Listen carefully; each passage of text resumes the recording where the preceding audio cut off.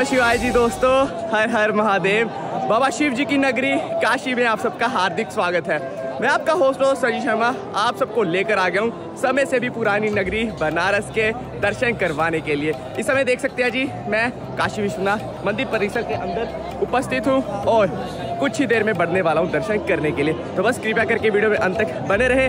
आप सबको इस वीडियो के माध्यम से सारी जानकारी दी जाएगी कि अगर आप 2024 में बनारस में अपनी यात्रा प्लान कर रहे हैं, काशी विश्वनाथ जी के दर्शन करने आ रहे हैं, तो आपको किन किन चीज़ों का ध्यान रखना पड़ेगा। तो बस बिना किसी देरी के अपनी आज की वीडियो शुरू करते हैं। और वीडियो शुरू करने से पहले आप सबसे मेरा एक छोटा सा यही निवेदन रहेगा कि अगर आप इस चैनल को सब्सक्राइब नहीं किया तो चैनल को सब्सक्राइब कीजिए, वीडियो लाइक शेयर कमेंट करना मत भूलिएगा और कमेंट सेक्शन में लिखिए बाबा विश्वनाथ की जय, हर हर महादेव। कहते हैं काशी किसी को नहीं छोड़ती, काशी जो आया वो कभी ना लौट सका। गंगा काशी पहुंची तो मोक्ष की वाहिनी बन गई, शिव पहुंचे तो महादेव और शक्ति पहुंची तो गोरा। जहां पहुंचे शब्द तो वेद बने और तुलसी पहुंचे तो रचा गया श्री रामचरितमानस। काशी के कण कण में शिव है। श्री काशी विश्वनाथ मंदिर उत्तर प्रदेश के वाराणसी शहर में गंगा नदी के किनारे पर स्थित है। काशी विश्वनाथ मंदिर भगवान शिव के 12 ज्योतिर्लिंगों में से एक है। इसे भगवान शिव के 7वें प्रसिद्ध ज्योतिर्लिंग के रूप में पूजा जाता है। काशी विश्वनाथ मंदिर पहुंचने के लिए सबसे पहले आपको वाराणसी आना होगा। वाराणसी आप बस, ट्रेन और हवाई यात्रा करके भी आ सकते हैं। ट्रेन और बस में आने वालों के लिए मंदिर तक पहुंचने का सफर थोड़ा सा आसान हो जाता है। वाराणसी रेलवे स्टेशन से मंदिर की दूरी करीब 4.5 किलोमीटर और बस स्टैंड से भी मंदिर की दूरी करीब इतनी ही है। बस स्टैंड से उतरकर आप ऑटो लेकर यहाँ आराम से पहुँच सकते हैं। लेकिन अगर आप फ्लाइट से वाराणसी पहुँच रहे हैं तो आपको लगभग 25 किलोमीटर का सफर तय करना पड़ेगा। मंदिर का निकटतम हवाई अड्डा बाबतपुर में लाल बहादुर शास्त्री अंतर्राष्ट्रीय हवाई अड्डा है।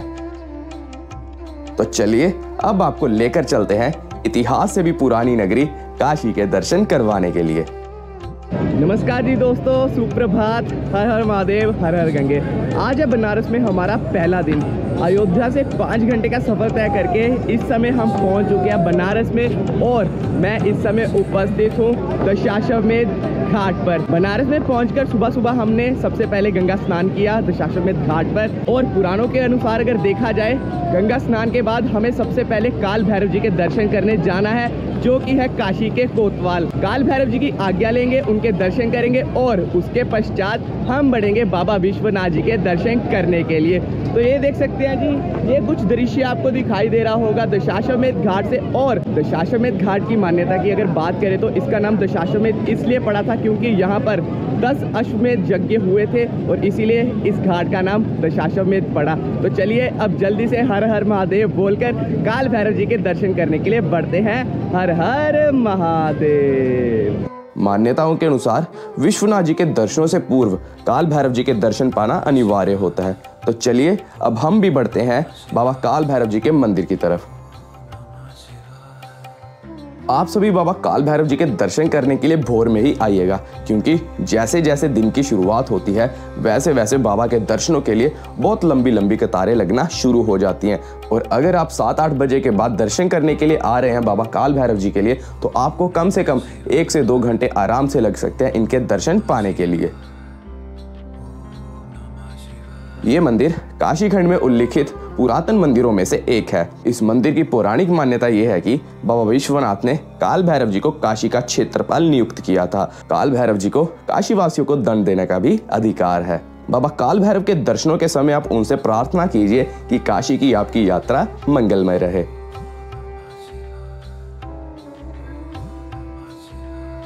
दर्शन करके इस समय हम मंदिर प्रांगण से बाहर आ चुके हैं और देख सकते हैं आप, ये लाइन बढ़ रही है श्री काल भैरव जी के दर्शन करने के लिए गेट नंबर 1 से। बहुत ही पावन दर्शन दिए जी बाबा ने और अब हम बढ़ेंगे बाबा विश्वनाथ जी के दर्शन करने के लिए। हर हर महादेव।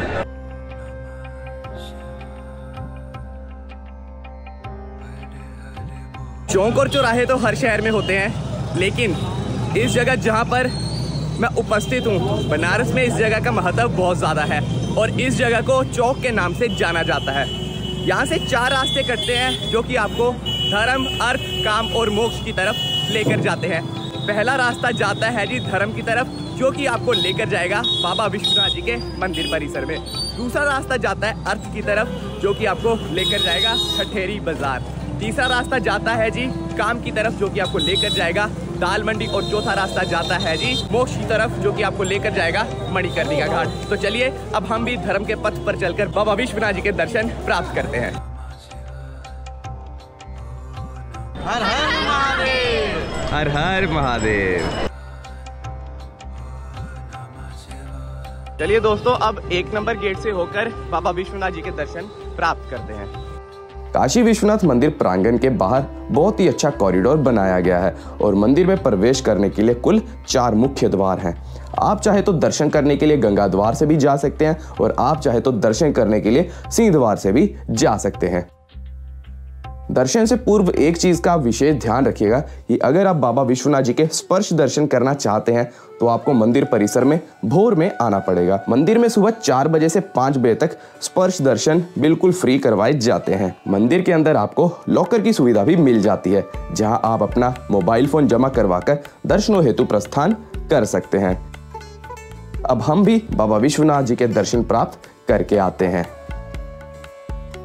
फाइनली बाबा विश्वनाथ जी के दर्शन करके हम वापस बाहर आ गए हैं। दर्शन करने में जो कुल समय लगा है, नॉर्मल लाइन से जनरल लाइन जो है उसमें लगा जी 1.5 घंटा, और जो वीआईपी लाइन है उसमें चल रहा है समय का समझ लीजिए 45 मिनट या 1 घंटा।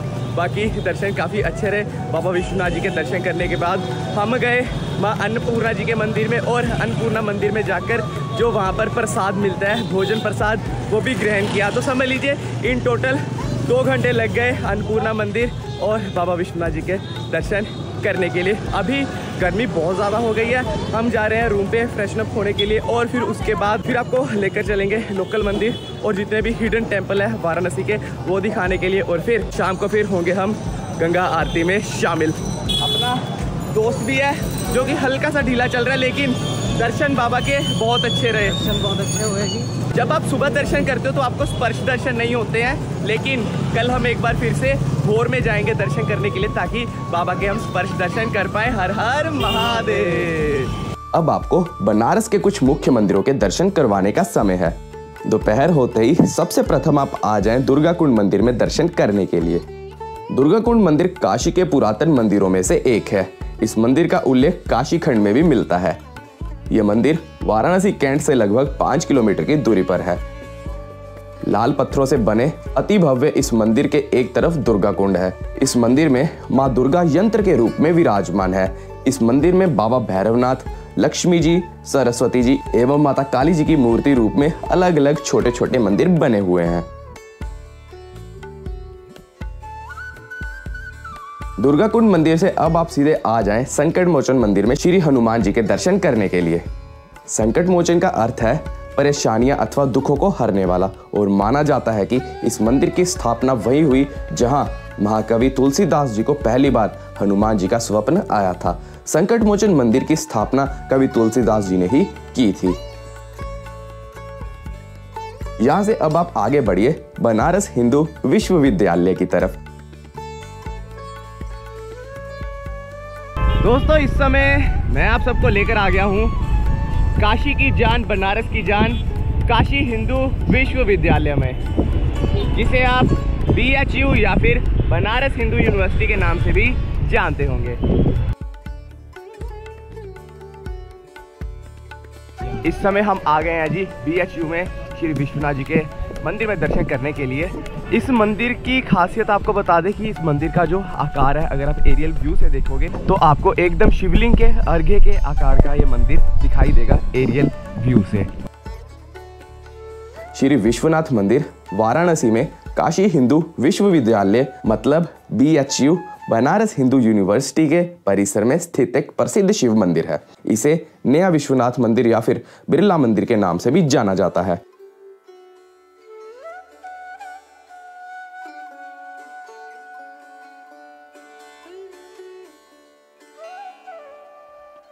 और हाँ, अगर आप विश्वनाथ मंदिर में आ रहे हो तो यहाँ की कोल्ड कॉफी पीना मत भूलिएगा। जो वाइब यहाँ की बहुत डिफरेंट है, काफ़ी ना, एक तो ग्रीनरी बहुत ज़्यादा है और ऊपर से मतलब बहुत ही खुशनुमा माहौल है यहाँ पर। बाकी अपने यार यहाँ पर आकर अपने कॉलेज दिनों की भी याद आ गई है।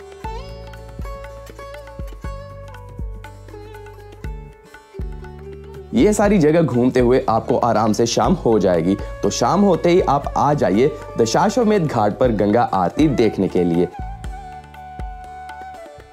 गंगा आरती देखने के लिए अगर आप अपने लिए अच्छी जगह चाहते हैं तो आपको यहाँ पर आरती से 1 घंटे पूर्व आकर बैठना पड़ेगा, या फिर लेट आकर केवल आप दूरी से ही आरती देख पाएंगे।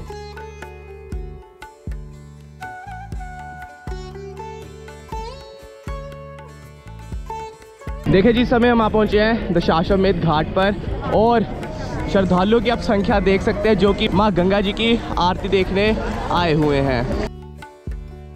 आरती देखने के लिए आप सब किश्ती में भी बैठ सकते हैं। किश्ती में बैठने का जो चार्जेस रहता है वो रहता है 150-200 रुपये के आसपास, और अगर आप घाट किनारे कहीं भी बैठते हैं, घाट किनारे आप बिल्कुल फ्री में बैठ सकते हैं। बनारस में आकर अगर आप भी अपने नाम की गंगा आरती करवाना चाहे तो आप घाट किनारे आकर यहाँ पर देखिए गंगोत्री सेवा समिति है, जहाँ पर आप अपनी 1100 रुपये की रसीद कटवा कर यहाँ पर अपने नाम की गंगा आरती करवा सकते हैं। ये मैं आपको थोड़ी सी डीप नॉलेज दे रहा हूँ गंगा आरती के बारे में, तो आप इसे नोट डाउन ज़रूर करके रखिएगा अपने बनारस के अगले ट्रिप के लिए।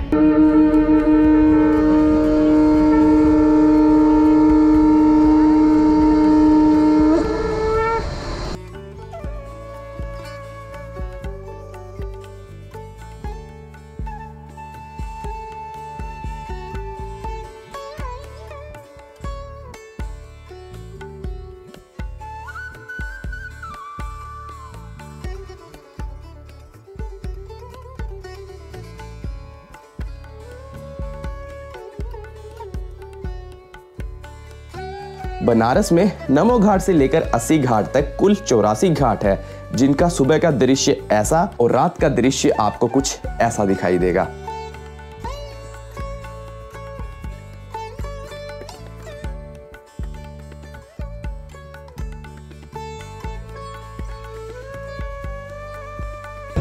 गंगा आरती फाइनली संपन्न होती हुई, और अभी के लिए हम बढ़ रहे हैं आपको शक्तिपीठ दर्शन करवाने के लिए। गंगा आरती के बाद अब आप सब बढ़िए शक्तिपीठ दर्शन के लिए, जो कि मां विशालाक्षी जी का बनारस में बहुत ही प्रसिद्ध मंदिर है। अभी के लिए मैं आपको लेकर आ गया हूँ शक्तिपीठ दर्शन के लिए मां विशालाक्षी, जहाँ पर मां सती के कान का कुंडल गिरा था। जय मां। ये मंदिर वाराणसी नगर में काशी विश्वनाथ मंदिर से कुछ ही दूरी पर पतित पावनी गंगा जी के तट पर स्थित मणिकर्णिका घाट पर है। वाराणसी का प्राचीन नाम काशी है। काशी प्राचीन भारत की सांस्कृतिक एवं पुरातत्व की धरोहर है। काशी या वाराणसी हिंदुओं की 7 पवित्र पुरियों में से एक, और देवी पुराण में काशी के विशालाक्षी मंदिर का उल्लेख मिलता है। पुराणों के अनुसार जहां जहां माता सती के अंग के टुकड़े, धारण किए गए वस्त्र या आभूषण गिरे, वहां वहां पर शक्तिपीठ अस्तित्व में आए। इन शक्तिपीठों में पूर्णागिरी, कामाख्या, महाकाली, ज्वालामुखी, शाकंभरी देवी और हिंगलाज माता आदि प्रमुख है। ये अत्यंत पावन तीर्थस्थल कहलाते हैं। कहा यह भी जाता है कि जब भगवान शिव वियोगी होकर माता सती के मृत शरीर को अपने कंधे पर रखकर इधर उधर भटक रहे थे, तब भगवती के दाहिने कान की मणि इसी स्थान पर गिरी थी। इसीलिए इस जगह को मणिकर्णिका घाट कहते हैं।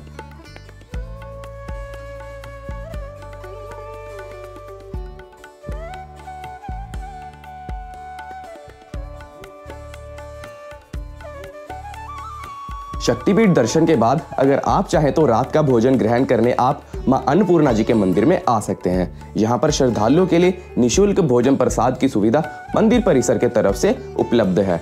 मां अन्नपूर्णा जी को भोग लगाकर सारा भोजन प्रसाद श्रद्धालुओं में वितरित कर दिया जाता है। हमने तो मां अन्नपूर्णा जी का प्रसाद सुबह ग्रहण कर लिया था, तो अभी हम काशी के जायकों की तरफ रुख करेंगे।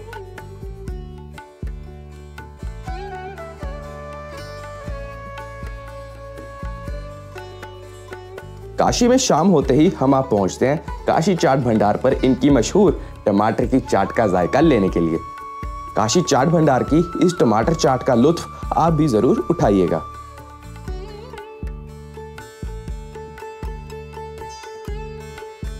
दोस्तों रात के बज गए हैं 10 और इस समय एक बार फिर से मैं आप पहुंचा हूँ गोदोलिया चौराहा पे। खाना वाना हमारा हो गया है और अभी के लिए मैं प्रस्थान कर रहा हूँ बाबा विश्वनाथ जी के मंदिर परिसर की तरफ, क्योंकि अभी के लिए मैं जा रहा हूँ बाबा विश्वनाथ जी की शयन आरती अटेंड करने के लिए। काफ़ी लोगों को ये इन्फॉर्मेशन नहीं होगी कि बाबा विश्वनाथ जी की जो शयन आरती होती है उसके लिए आपको कोई भी टिकट खरीदने की आवश्यकता नहीं होती है। तो बस इसी बीच हम भी बढ़ रहे हैं अब बाबा विश्वनाथ जी की शयन आरती में सम्मिलित होने के लिए, जो कि 10:35 पर शुरू होगी और 11:10 पर संपन्न होगी। तो चलिए बाबा विश्वनाथ जी का नाम लेकर अब बढ़ते हैं उनके मंदिर प्रांगण की तरफ। बोले बाबा विश्वनाथ की जय। बाबा विश्वनाथ जी के मंदिर में दिन भर में कुल 5 आरती होती है। मंगला आरती सुबह 3:30 बजे, भोग आरती दोपहर 12 बजे, श्रृंगार आरती शाम को 4 बजे, सप्तऋषि आरती शाम के 7 बजे और शयन आरती रात के 10:30 बजे। और इन सब आरती में केवल आप शयन आरती ही निःशुल्क देख सकते हैं।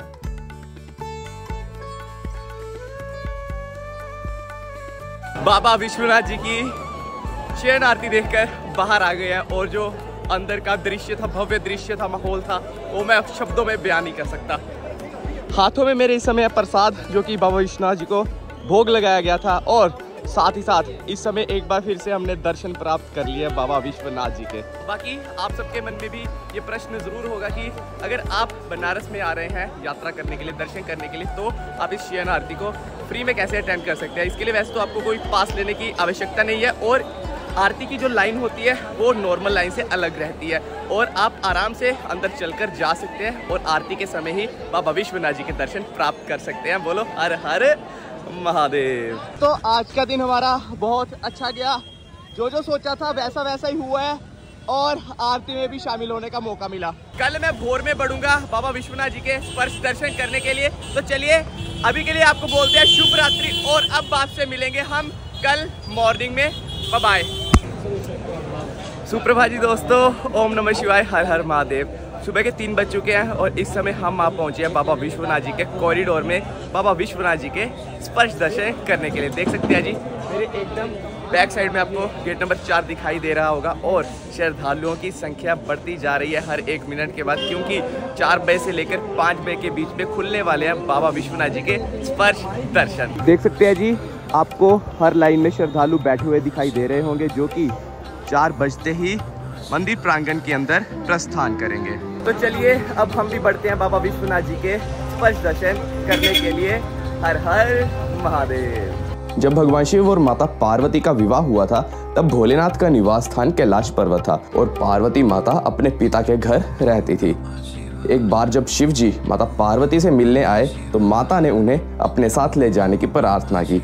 माता पार्वती की बात मानकर भगवान शिव उन्हें काशी ले आए और तब से वे यहीं पर बसे हैं। भगवान शिव ने खुद को विश्वनाथ ज्योतिर्लिंग के रूप में इस जगह पर स्थापित कर लिया।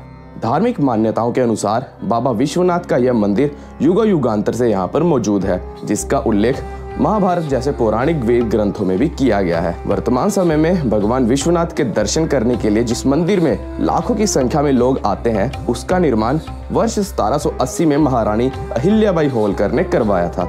रानी अहिल्याबाई होलकर के योगदान का शिलापट और उनकी एक मूर्ति भी श्री काशी विश्वनाथ धाम के प्रांगण में लगाई गई है। धार्मिक मान्यताओं के अनुसार भगवान शिव की यह नगरी उनके त्रिशूल की नोक पर टिकी हुई है। दर्शन करके इस समय हम मंदिर प्रांगण से बाहर आ चुके हैं। बाबा ने दर्शन तो बहुत अच्छे दिए, लेकिन स्पर्श दर्शन नहीं हो पाए। 5-7 मिनट का फर्क रह गया था बस। जैसे ही 5 बजे वैसे ही स्पर्श दर्शन के लिए लाइंस क्लोज कर दी गई। पर दिल में ये तसल्ली है कि दर्शन बहुत अच्छे हुए हैं और ये बाबा का आदेश है कि जल्दी से जल्दी वापस दर्शन प्राप्त करने आना है हमने काशी विश्वनाथ जी के। आज है काशी में हमारा दूसरा दिन। दूसरे दिन की शुरुआत बाबा विश्वनाथ जी के दर्शनों से होती है। बाबा के दर्शनों के पश्चात हम आ जाते हैं गंगा जी में नौका विहार करने के लिए। नौका विहार आप शेयरिंग बेसिस और पर्सनल बेसिस पर कर सकते हैं। शेयरिंग बेसिस पर आपको 100 रुपए और पर्सनल बेसिस पर आपको 800 से लेकर 1000 रुपए तक नाव मिल जाएगी। इस समय हम आ गए हैं नौका विहार करने के लिए गंगा जी में। देख सकते हैं जी आप सभी, सूर्योदय हो चुका है और चौकी घाट से हमने इस समय मोटर बोट लिया है, जो कि सबसे पहले हमें 80 घाट लेके जाएगी, फिर वापस लेके जाएगी मणिकर्णिका घाट की तरफ और बाद में हम देखेंगे कॉरिडोर, गंगा द्वार और फिर वापस हमें यहीं पर छोड़ देगी। गंगा द्वार से एंट्री लेंगे, वहां पर आपको अंदर का हल्का सा शूट दिखाएंगे और फिर बढ़ेंगे मणिकर्णिका घाट की तरफ।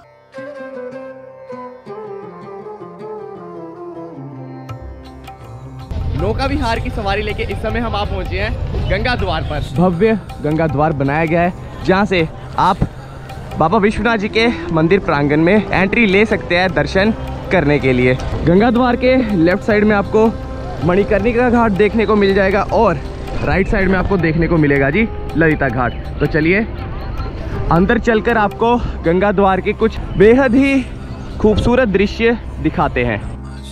देखिए जी, इस समय मैं गंगा द्वार से अंदर आ चुका हूँ और यहाँ पर आप देख सकते हैं जी बहुत ही खूबसूरत यहाँ से बनाया गया है। गंगा द्वार से जो एंट्री बनाई गई है बहुत ही खूबसूरत बनाई गई है और साथ ही साथ यात्रियों के लिए सुविधाएं भी बहुत सारी है। अगर बात करें आपको राइट साइड में एस्केलेटर भी मिल जाएगा ऊपर जाने के लिए, बाकी सीढ़ियाँ तो है ही है। इस साइड देखिए जी आदि गुरु शंकराचार्य जी, जय हो, जय गुरुदेव।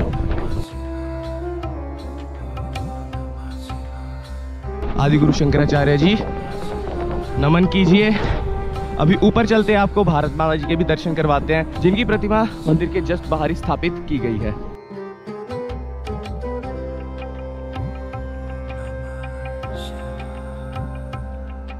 इस साइड जी आप भारत माता जी के दर्शन कर सकते हैं और साथ ही साथ देख सकते हैं कि जहाँ पर पहले लॉकर हुआ करते थे वहाँ पर अभी खुल गया फूड कोर्ट। अगर लॉकर की बात करूँ तो जब मैं लास्ट टाइम आया था 1.5 साल पहले तो यहाँ पर लॉकर हुआ करते थे, लेकिन अभी के लिए यहाँ पर खुल चुका है जी फूड कोर्ट। मंदिर प्रांगण के अंदर ही फूड कोर्ट की फैसिलिटी मिलने वाली है और एंट्रेंस के जस्ट सामने आप अहिल्याबाई होलकर जी के दर्शन कर पाएंगे। यह है मणिकर्णिका घाट, जहाँ की अग्नि कभी भी शांत नहीं होती है। देवी पार्वती के कर्णफूल के नाम पर इस घाट का नाम मणिकर्णिका हुआ। इस घाट की एक और मान्यता है कि यहाँ भगवान शिव ने देवी सती के पार्थिव शरीर का अंतिम संस्कार इसी घाट पर किया था, जिस कारण से इसे महाशमशान भी कहते हैं। और मोक्ष की चाह रखने वाला इंसान जीवन के अंतिम पड़ाव में यहाँ आने की कामना जरूर करता है। इस श्लोक में मणिकर्णिका घाट की प्रशंसा में लिखा गया है कि इस घाट के तट पर मृत्यु शुभ है और इसकी प्रशंसा स्वयं देवता भी करते हैं। जिस व्यक्ति की मृत्यु काशी में होती है उसे देवताओं के राजा इंद्र अपने सहस्त्र नेत्रों से देखने के लिए व्याकुल रहते हैं।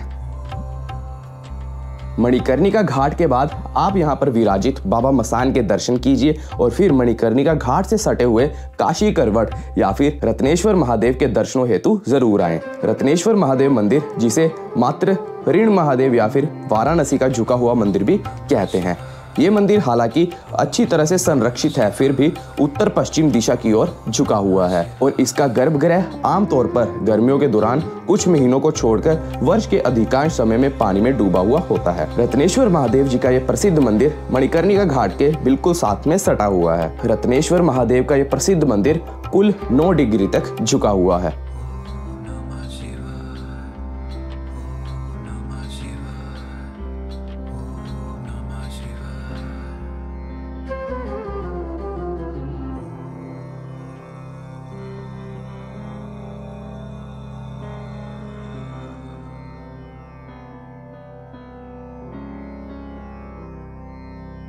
नाव से उतर चुके हैं जी। इस समय हम पहुंचे हैं शिमेश्वर घाट पर और मौसम एक बार मेहरबान हो चुका है, बादल आ चुके हैं और ठंडी ठंडी हवाएं चल रही हैं। अभी के लिए हम बढ़ रहे हैं नाश्ता पानी ग्रहण करने के लिए और फिर उसके बाद आपको लेकर चलेंगे महामृत्युंजय मंदिर की तरफ और आपको बताएंगे उसकी सारी मान्यता। महादेव महादेव। बनारस में ऊर्जा का ऐसा अपार क्षेत्र है कि खुद महादेव जी ने इस नगरी का चयन किया था। महामृत्युंजय मंदिर में शिव जी का एक ऐसा स्वरूप है जो मृत्यु पर भी विजय प्राप्त करता है। शिव के इस मंदिर में काल भी आने से घबराता है। मृत्यु शैया पर पड़ा व्यक्ति भी शिव के महामृत्युंजय मंत्र की शक्ति से नया जीवन पाता है। यहाँ शिवलिंग स्थापित नहीं किया गया बल्कि धरती का सीना फाड़कर स्वयंभू रूप में प्रकट हुआ था। दोस्तों, नाश्ता पानी ग्रहण करने के बाद इस समय मैं आपको लेकर आ गया हूँ जी महामृत्युंजय महादेव जी के दर्शन करवाने के लिए। कहा जाता है कि मंदिर के भीतर छोटे मंदिर हजारों साल पुराने हैं। हालांकि वर्तमान इमारत का निर्माण 18वीं शताब्दी में किया गया था। मृत्युंजय महादेव में एक शिवलिंग और एक कुआं है। ऐसा माना जाता है कि यह मंदिर अपने सभी भक्तों को अप्राकृतिक मृत्यु से दूर रखता है और बीमारियों का इलाज करता है। यहाँ मृत्युंजय पाठ करने वाले भक्तों द्वारा शिव जी की पूजा मृत्युंजय महादेव के रूप में की जाती है। ये भी माना जाता है कि विष्णु जी के अवतार और आयुर्वेद चिकित्सा के देवता धन्वंतरी जी ने अपनी सारी औषधियां इस कुएं में डाल दी थी, जिससे इसे उपचार की शक्ति मिली। इस मंदिर में है एक चमत्कारी कूप, जिसका जल पीने के लिए दूर दूर से श्रद्धालु यहाँ आते हैं और इसी के लिए हम भी धन्वंतरी कूप में जल ग्रहण करने के लिए आ पहुंचे। काशी में स्थित इस कूप को धन्वंतरी कूप के नाम से जाना जाता है। धार्मिक मान्यताओं के अनुसार देवताओं के वैद्य कहे जाने वाले भगवान धन्वंतरी ने अपनी सारी औषधियां इस कूप में डाल दी थी। तो अगर आप भी बनारस में आ रहे हैं तो आप मृत्युंजय महादेव जी के इस मंदिर में आकर धन्वंतरी कूप का जल जरूर ग्रहण कीजिए और अगर आप चाहें तो धन्वंतरी कूप का जल अपने साथ घर पर भी जरूर लेकर आ सकते हैं। दोपहर होते ही आप या तो सारनाथ जा सकते हैं या फिर आप कर सकते हैं आराम। थकान थोड़ी ज्यादा होने के कारण हमने दोपहर में आराम करने का निर्णय किया और थोड़ी सी मस्ती भी जरूर की।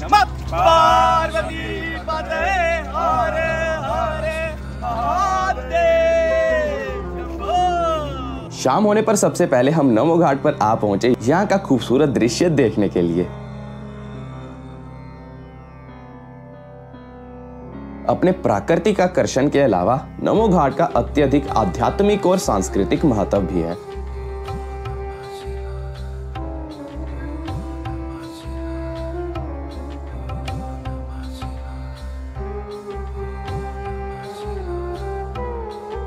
अब समय हो गया वापस गदोलिया चौक की तरफ जाने का। रात में एक बार फिर से बाबा विश्वनाथ जी के मंदिर परिसर में जाएंगे, उनका आशीर्वाद लेंगे और अपनी यात्रा फिर करेंगे हम संपन्न। दोस्तों, इस समय हम पहुंच चुके हैं अस्सी घाट पर आरती देखने के लिए। बनारस की दूसरी शाम की आरती देखने के लिए नमो घाट से हम आ जाते हैं सीधा अस्सी घाट पर। अगर आपके पास भी बनारस में कुल 2 शाम है तो पहली शाम आप दशाश्वमेध घाट पर आरती देखिए और दूसरी शाम आप अस्सी घाट पर गंगा आरती देखने जरूर आए।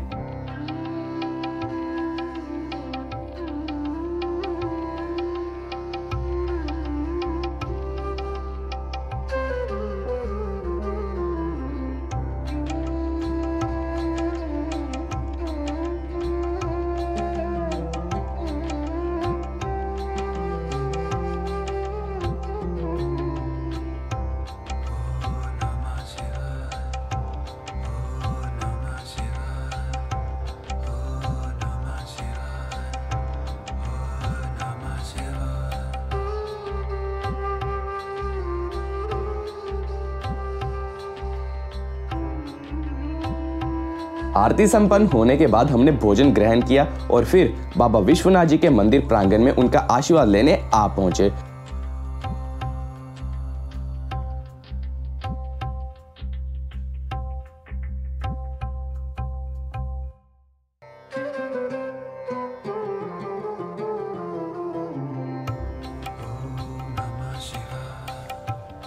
बाबा को हमने नमन किया क्योंकि काशी की हमारी ये यात्रा बहुत ही सुखद और मंगलमय रही। और इसी बीच हमारी भेंट होती है मंदिर के पुजारी जी से, जो कि मंदिर में सप्तऋषि आरती करते हैं। पुजारी जी से आशीर्वाद और प्रसाद प्राप्त करके दिल धन्य हो उठा और इसी के साथ अब समय आ गया था वापसी करने का। रात के बज गए हैं जी 10 और इस समय मैं आ पहुंचा हूँ बनारस के रेलवे स्टेशन पर। बनारस में 2 रेलवे स्टेशन है, एक है वाराणसी जंक्शन और दूसरा है जी बनारस का, जो कि आप मेरे बिल्कुल पीछे देख पा रहे होंगे। इस समय हम बढ़ने वाले हैं अपने सफ़र में आगे और मैं बनारस से निकल रहा हूँ दिल्ली की तरफ। आशा करता हूँ ये जो मैंने आपको वीडियो दिखाई है विश्वनाथ जी की, ये आप सबको अच्छी लगी होगी और जितनी भी मैंने आप सबको इन्फॉर्मेशन दी है आप सबको सारी इन्फॉर्मेशन समझ आई होगी। अगर कोई भी क्वेरी होगी, कोई भी प्रश्न होगा आप सबके मन में, तो कमेंट सेक्शन में ड्रॉप जरूर कीजिएगा। आप सबकी सारी क्वेरीज क्लियर कर दी जाएंगी। और इसी बात पे हमारा ये जो उत्तर प्रदेश का सफ़र है आखिरकार होता है ख़त्म और अब कल न्यू दिल्ली जाकर मैं अपना उत्तराखंड के लिए सफ़र शुरू करूंगा। और इसी नोट पर इस वीडियो को करते हैं यहीं पे ख़त्म। आशा करता हूँ आप सबको वीडियो अच्छी लगी होगी। वीडियो अच्छी लगी हो तो लाइक कीजिएगा, चाहे कीजिए सब्सक्राइब, कमेंट सेक्शन में लिखिए हर हर महादेव, बाबा विश्वनाथ की जय। मिलता है आपसे बहुत ही जल्दी एक और नई वीडियो में। तब तक के लिए जय हिंद, जय भारत, वंदे मातरम, बाय बाय। बड़े सौभाग्य से मिलता है हिंदू धर्म, बड़े सौभाग्य से मिलता है हिंदू धर्म। तो राम राम बोलने में कैसी शर्म।